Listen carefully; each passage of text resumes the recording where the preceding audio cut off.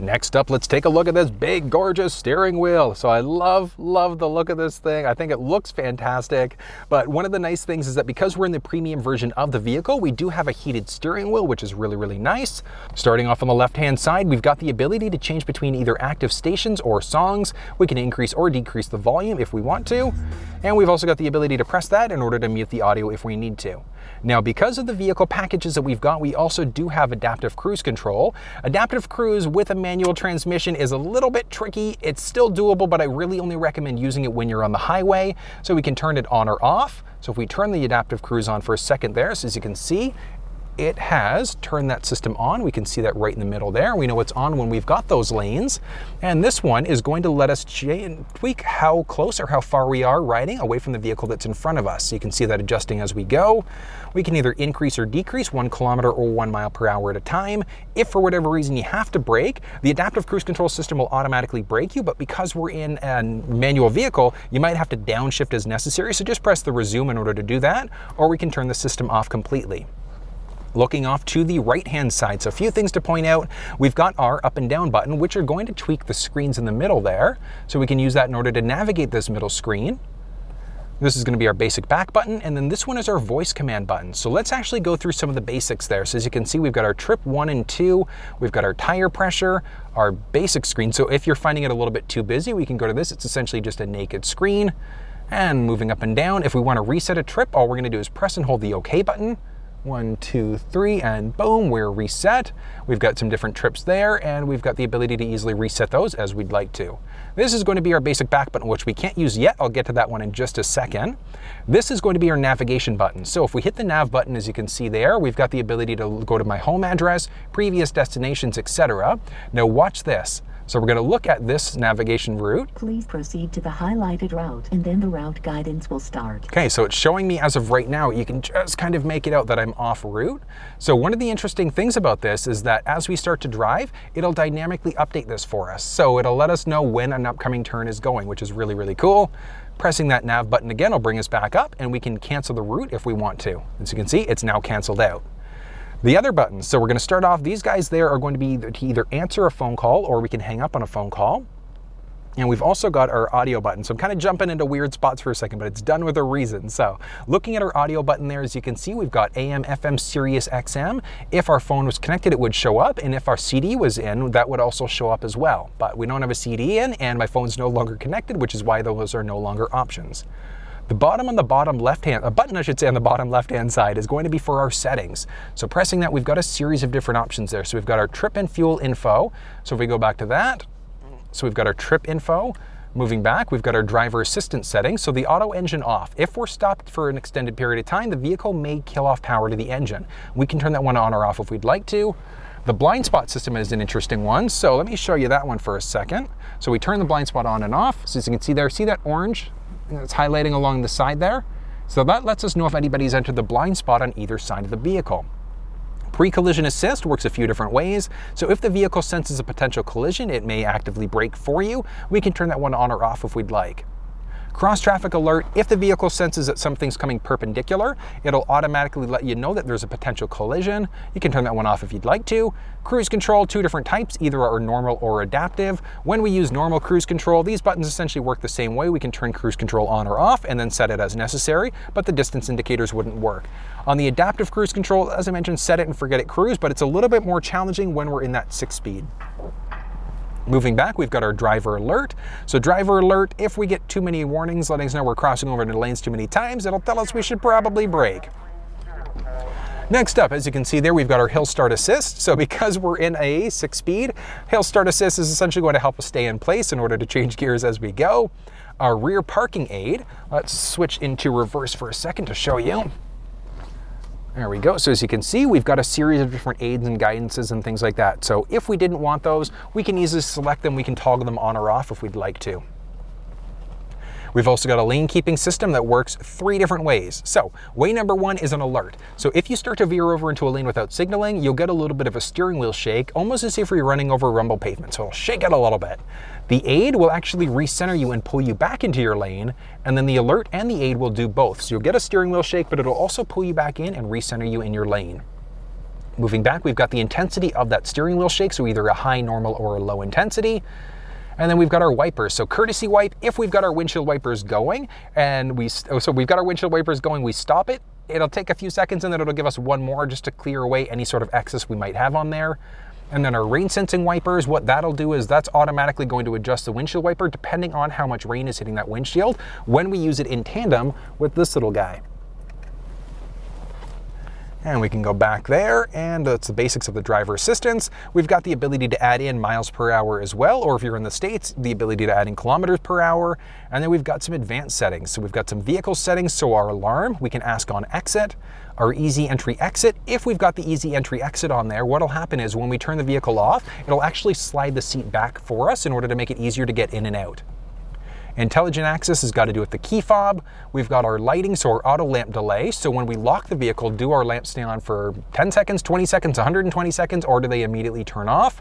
And then our auto high beams. So we've got the ability to flick our high beams on or off as necessary there. We can push away, etc. But the vehicle's got auto high beams, which means what it'll do is it'll automatically turn the high beams on as necessary, and then it'll automatically dim them before turning them off completely. So really, really cool. I do recommend keeping that auto high beam setting on, but again, really a matter of preference there. Our locks, we've got a few different things. So the big one is going to be, so our auto unlock as we start to move towards the vehicle with the fob on us. Our mislock, if we don't have the door shut properly and we go to lock it, it'll give us a double chime letting us know that we haven't shut a door properly. A remote unlock, when we unlock the vehicle, do all doors become unlocked, or is it just the driver door? And we've also got our switch inhibitor. So switch inhibitor, yeah, no biggie there, keep it on. Oil life reset, so as we change our oil, we've got the ability to adjust that as necessary, reset it. Tire mobility kit, so it should be replaced every 4 years if it's not in use, so just keep that set as its factory default. Our windows, we've got the ability to use our key fob in order to remote open the windows. Let's jump outside to see how that looks. In order to use the key fob to roll down the windows, it's a very straightforward process. So what we're going to do is press the unlock button twice. On the second button press, we're going to hold. So 1, 2, and hold. Watch this. Bam! Auto window down. Such a great feature. Now, one thing to note, it is auto window down. You can't press the lock button and raise them back up. So it's auto down, and then you just have to manually lift them back up instead. It's a really, really cool feature. Next up, oh, that is actually the basics of the vehicle. Next up are our My Key settings. So the My Key settings give us the ability to set up certain limitations for a key fob. So it's tied specifically to the key fob. So let's say if you wanted to have it so that, oh, maybe the radio wouldn't turn on unless the seatbelt's plugged in, you've got the capabilities to do that all through setting up My Key. Display setup, we've got the ability to tweak some things a little bit. So we've got our gear, we've got our RPM or none. So let me show you what that looks like now. Boom, as you can see, that's tweaked out. So we've got the ability to tweak this thing out quite a little bit, and this is just the basics. As we get into the pony mode, it's gonna change it out completely. So you've got the ability what's happening there, so either our RPM or our gear. We can look at our measurement units, so either miles and gallons, liters per 100, temperature, Celsius or Fahrenheit, our tire pressure, and language, English, Spanish, or French. Those are gonna be the basics of the essential settings there on the steering wheel. Now, as we press this pony button, watch what happens there. So pony button, we've got a series of different things. So we've got my mode, depending on the mode that you're in there, so it will show as active. Moving into different exhaust modes. So this one does have the active valve performance exhaust, which is going to give us 4 different options. So we've got quiet, normal, sport, track, and then our quiet start. So quiet start is kind of neat. So if you live in a neighborhood where your neighbors are going to complain, you're going to potentially wake up a kid. Maybe you don't want to be, your neighbors. The big one is going to be your neighbors complaining that your Mustang's too loud. You can have it start on quiet instead, and then you can set a certain quiet time. So really, really neat. So if you tend to leave early in the morning, you don't want to wake up the neighbors, the family, etc. You've got the capabilities to set up when the quiet time or when the quiet exhaust will run. But let's hop outside of the vehicle for a second for you to figure out what those sound like.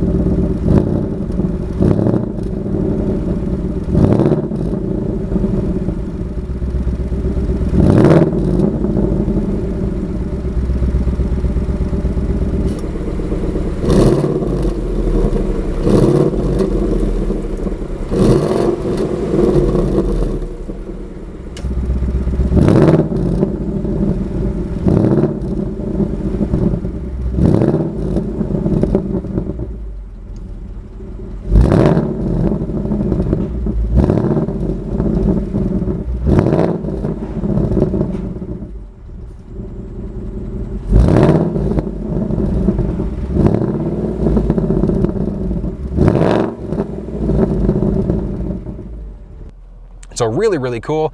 Next up, we've got some basic track apps. So we've got acceleration timers, braking performance, line locks, and all sorts of other things. So really, really cool.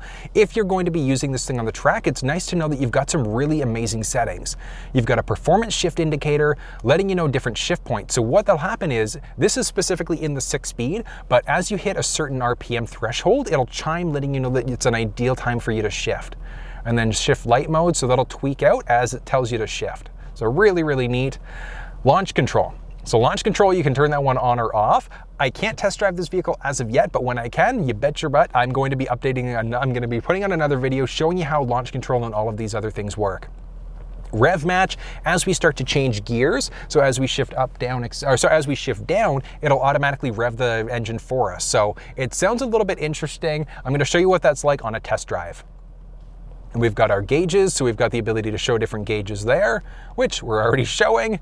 And our pony mode, we've got different colors. So we can change between active colors as well. Let's say if you're a bigger fan of red, orange, etc., you've got the capabilities to do that. And then we've got some ambient light. So ambient light is going to be different positions inside of the vehicle, different colors as well. So again, really a matter of preference, what you want that to look like. You can turn that one on or off as necessary. And that's going to show up, as I mentioned, just in different positions and different sides of the vehicle. So cup holders are going to be the big one. So you'd have lighting in the cup holder there, down by your feet, along the side there as well. So on the handle. So a few different spots for that ambient light.